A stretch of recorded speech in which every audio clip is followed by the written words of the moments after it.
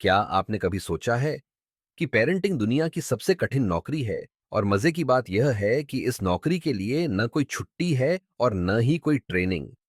कभी लगता है बच्चे आपकी बात नहीं मानते, कभी गिल्ट होता है कि शायद आप अच्छा पेरेंट नहीं हैं, और कभी-कभी ये चिंता भी होती है कि कहीं मैं अपने बच्चे का फ्यूचर खराब तो नहीं कर रहा। अगर आप भी ऐसे ही सवालों से जूझ रहे हैं, तो ये वीडियो आपके लिए है।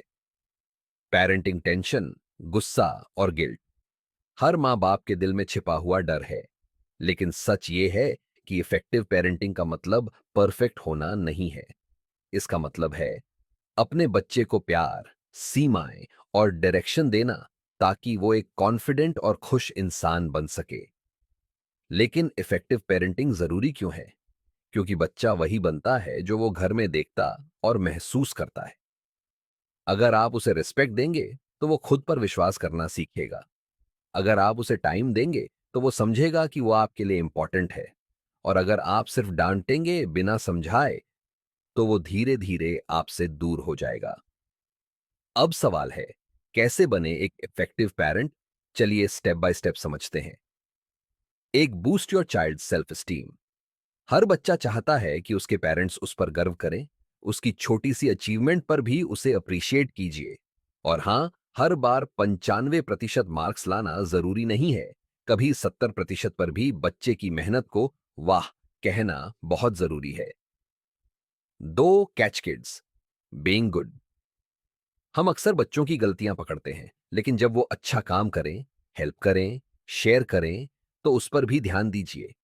पॉजिटिव रीइंफोर्समेंट बच्चों के बिहेवियर को बदल देता है।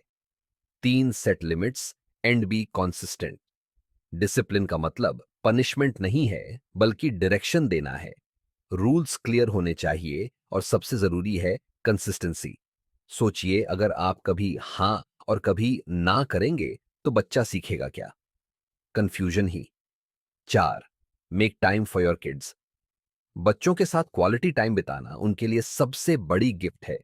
भले ही वो 15 मिनट हो, लेकिन बिना फोन के, बिना डिस्ट्रैक्शन के।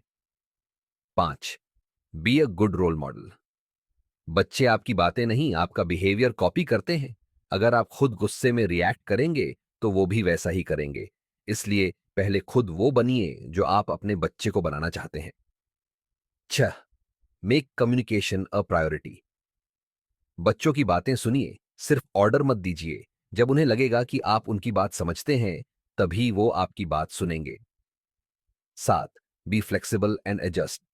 हर बच्चा अलग है। पेरेंटिंग कोई one size fits all formula नहीं है। अगर एक तरीका काम नहीं कर रहा, तो उसे बदलने से मत डरिए। आठ, शो अनकंडीशनल लव।